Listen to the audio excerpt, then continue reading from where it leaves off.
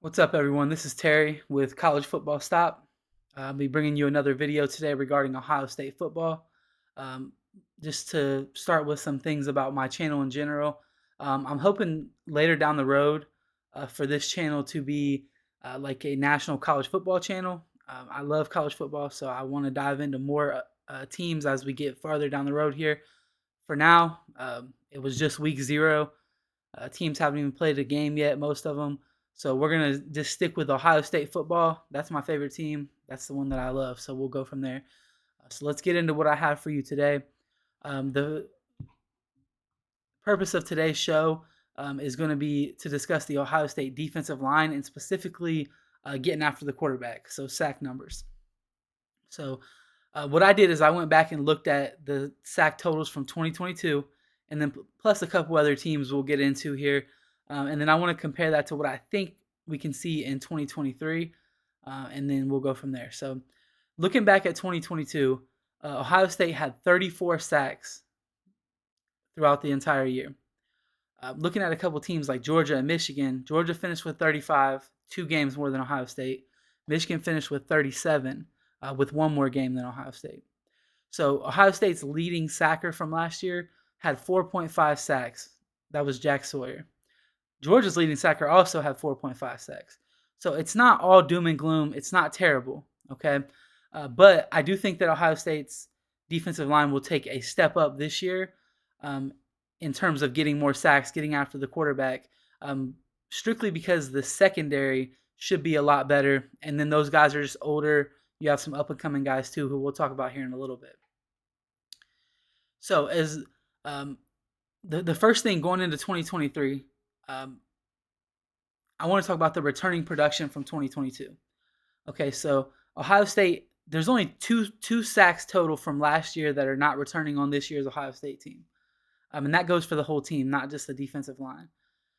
So basically, it's 96% returning production in terms of getting after the quarterback. I know, returning production is always a hot topic with teams like Michigan. They say they have the most returning production. Okay, that's fine. Now, the junior class that Ohio State has this year, though, is going to be really good. And, this goes all the way back to 2021. That 2021 recruiting class for Ohio State was really good. You had guys in that class like JT Tuimoloau, which was the number 1 defensive end in the entire class. Jack Sawyer, I think, was the number 3 or 4 defensive end in the entire class.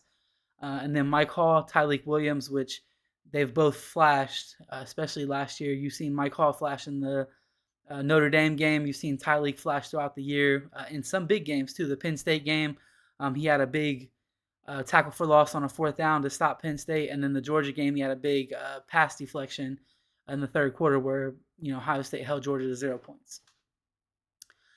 So the next thing I want to do here, since we're digging into 2023, I wanted to look at some of the players. I think I have about 6 players on here, 5 defensive linemen and 1 who we really don't know what position he's going to play yet, but we'll get into that also. So the first guy I have on my list here is JT Tuimoloau. Now, obviously, if you're an Ohio State fan, you remember the big game against Penn State. He looked like a freak of nature. He completely dominated that game, and some could argue that he won that game for Ohio State. I'm looking at JT Tuimoloau to take a step forward this year, be that dominant presence, and ultimately end up being a first rounder in the draft. So just to kind of give my prediction on him, I think that JT is going to end up with 6 sacks this year, which it's I think he had 4 last year, something like that. It's not a huge number because I don't expect anyone on this defensive line to just be completely dominant, but as a unit, I expect them to be a lot better, and I expect the secondary to hold up so they can get more sacks. So the next guy on my list I have is Jack Sawyer. Um, if you're not aware, Jack Sawyer was playing out of position last year. Jim Knowles came into Ohio State, and one of the big things he talked about was this jack position, like a hybrid defensive end linebacker. You stand up, you move around, you drop back in coverage sometimes.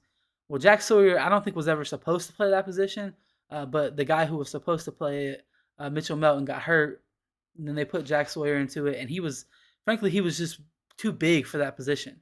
He wasn't fast enough. He lost a lot of his bend, but I'm expecting a big year out of him this year. You see him in training camp. He looks slimmed down. He looks jacked. He's looking faster, bendier, all that good stuff. So I'm expecting a huge year out of him, 8.5 sacks from Jack Sawyer.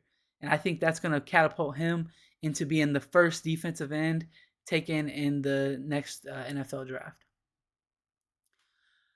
Now I want to get into, I want to stick with defensive ends, but get into one of the young guys that I mentioned before that is an up and comer. So we have Kenyatta Jackson. Kenyatta Jackson came into Ohio State, and he, frankly, he looked a little skinny. But when guys come in like that, they have the opportunity to put on muscle, and he did. So Kenyatta Jackson from year 1 to year 2, I mean, he looks like a freak athlete now. He's looking big. He when you watch him play, he's fast, he's twitchy. So I'm loving what I'm seeing out of him. I think that with the reps that he's going to get, I'm looking at him to have about 5 sacks this year. All right, so already I have 3 guys that are over the highest sack leader we had on the team last year. But I actually have 2 more or a couple more that I still think are going to go over. And I'll get into like the total amount of sacks that I think the team is going to have this year at the end. So the next guy is going to be Mike Hall. Now, Mike Hall had probably some of the best flashes of anyone on this team last year. When he came into the Notre Dame game, and he looked dominant. I mean, he was getting tackles for losses, hitting the quarterback. We're expecting big things out of him. I think most Ohio State fans are. I think he's going to finish with about 5 sacks. You don't see a ton of sacks from that interior D-line position. So, I think he'll have about 5. The next guy, who's probably my favorite player on this defensive line, is Tyleik Williams. Tyleik is just nasty, man. He's got that energy. He's got that juice to him. And I really think that he's going to have a big year. I think that Tyleik is going to progress big time in terms of his run stopping. So you're going to see a lot of tackles for loss from him. But I do think he's going to finish with about 4.5 sacks. So now at this point, I predicted 5 players to go to meet that 4.5 sacks, which was the most that we had last year. Again, like I said, I expect it to be a big year. Now, the last person that I want to talk about here specifically is someone who we don't know what position necessarily he's going to play. A lot of people will tell you he should be starting at that linebacker position next to Tommy Eichenberg, but we've heard a lot from the coaching staff that he's going to be playing that jack position. But they've also been saying things like we don't know how much we're going to use that jack position. We have C.J. Hicks on this team, who was the number 1 linebacker in the 2022 recruiting class. And last year, he didn't get any snaps at Ohio State. That's something that's been discussed by so many people that it makes no sense why he got 0 snaps on defense. He did play special teams, but that's not good enough. He needs to play. You need to get this kid out there. You put him in the spring game, and you watch him almost get 2 interceptions. So I'm basing this off of whether he plays like the jack / defensive end role, or if he plays linebacker. I don't care. I think that he's going to be getting after the quarterback. The kid is a freak athlete, and I can't wait to see him out there on the field. I think C.J. Hicks finishes with about 5.5 sacks this year. All right, so again, just to go down the list, I have JT Tuimoloau at 6, Jack Sawyer, huge year at 8.5, Kenyatta Jackson at 5, Mike Hall at 5, Tyleik Williams at 4.5, and C.J. Hicks at 5.5. All right, so looking at the rest of the team, I kind of looked back at last year, looked at like the top sack leaders and then what the rest of the team did. I expect the rest of the team to have about 10.5 sacks total. That includes like any other linebackers that get in the game, safeties, and other D linemen that are not mentioned here. I could have disrespected somebody and left someone off here who may end up having a huge year. If I did, I'm sorry, but these are just the guys who I wanted to talk about. So total, I think the team finishes with about 45 sacks this year, which you're looking at 11 more than last year, which is huge, and it's not something crazy when Ohio State had Chase Young. They had a big year. So again, I really think that they can take this next step. The secondary is going to hold up. The defensive line is going to be focused on stopping the run early, so that way they'll have those opportunities on 3rd and 6, 3rd and 8, 3rd and 10 to really pin their ears back and get back out or get after the quarterback. So that's kind of where I think they're going to finish. So that's going to be all for this video. I'm going to wrap it up here. If you like the video, leave a like, leave a comment. Let me know what you think, and you guys have a good day.